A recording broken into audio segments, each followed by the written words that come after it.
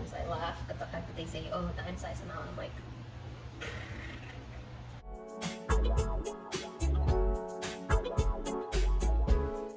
hey there, I'm Nancy and this is Curly Hair and Soul. Welcome to my channel where we talk curls because curls are bomb. I'm going to be chopping up some of these ends for my upper layers, and I thought I'd film it for you guys. And while I do that, I would like to talk to you about some of the biggest mistakes that I have made with my curls. With that, let's get cutting. Let's get talking. One of the first biggest mistakes that I've done with my hair is I have done real bad haircuts on myself. I know that sounds hilarious because I say that as I literally take scissors to my hair, but I have learned that the best way for me to do this is when I have dry hair. When I have dry hair, I can see what ends are not working, and I can also see the shape that I am starting to give my hair. So, for example, I'm just cutting that end. It's pretty straightened out. It wasn't going to come back to life.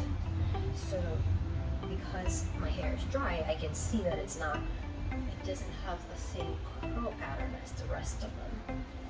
By the way, I am not a hairstylist. I am not telling you what to do with your hair. I am just showing you that I do this in between haircuts. And the reason I do it is because if I have to go to a hairstylist every, 6 weeks, that's going to be way so much money. Much more money than I really want to spend in just a little dusting, you know? I believe I know my hair enough to do a little dusting. That is not to say I don't trust stylists. I trust the ones that I know, the ones that have given me good results. So, the second mistake that I have to share with you guys, the fact that I never used enough products. I would use like a super scant amount, and I have a lot of hair, you guys. Look, I have a lot of hair. It's not extremely thin either. I have medium texture in my hair, and I would apply not nearly enough products. So I was left with a super frizzy mess, and then I would be frustrated that my hair wasn't defined. Like if I could talk to myself back then, I would be like, hello, I'm gonna be defined. You're barely giving those cool curls any love, any product at all. And on the love comment, the next mistake that I used to do is that I never, ever did I do conditioning masks, ever. I have dry hair, okay? Most people with curls have dry hair. Some people have more dry hair than others within the curly community. We're all different, right? I have really dry hair. On top of that, I bleach my hair. I have like a balayage kind of thing going. Those highlighted pieces of hair are the ones that would need the most hydration, and I never ever deep conditioned. So you guys, I do recommend that number one, you check for how much hair you have, how much porosity you have, and that you read the instructions in the bottle, that you need to follow the amount recommendation to a T, because sometimes I laugh at the fact that they say, oh, 9 size amount. I'm like, you should get to know your hair. You should try different amounts. You should try different application ways so that you can figure out what it is that works best for your hair. And just be aware that that is a thing, that you could be not using enough product, or you could be using too much product.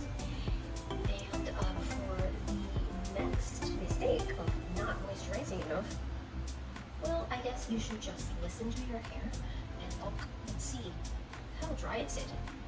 How dry is your hair? Is it dry enough way too soon after you have styled it? Then maybe you do need a little bit more deep conditioner. So again, the recommendation to you is to figure out what your particular hair needs. But know that deep conditioning is a thing, and if your hair is indeed dry, it will make your life so much better. Anyway, the next mistake I did when I was starting my healthy curl journey was using products that were way too heavy for me. I would use Shea Moisture's bars. Nothing against Shea Moisture, it's still one of my favorite brands. However, some of their products are for thick hair.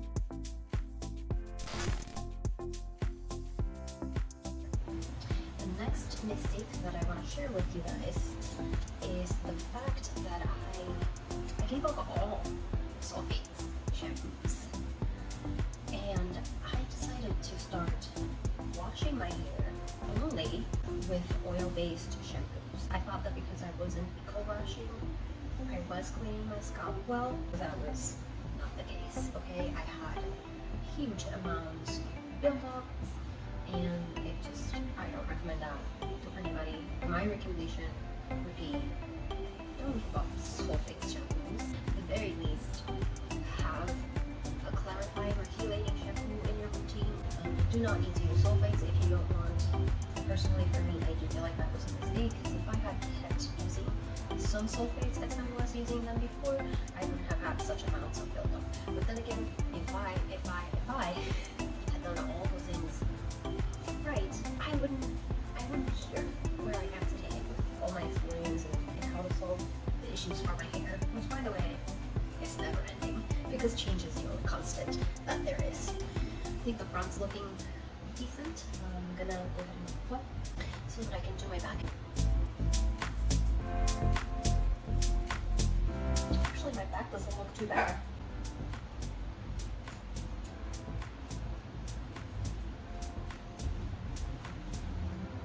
I thought it was going to be more, but it was just these front pieces. Basically, that's how much I caught. Alright, well, that's good. Anyway, as I'm done with my hair, I want to share the last hair mistake that I have for you guys today, and that is not giving products a second chance.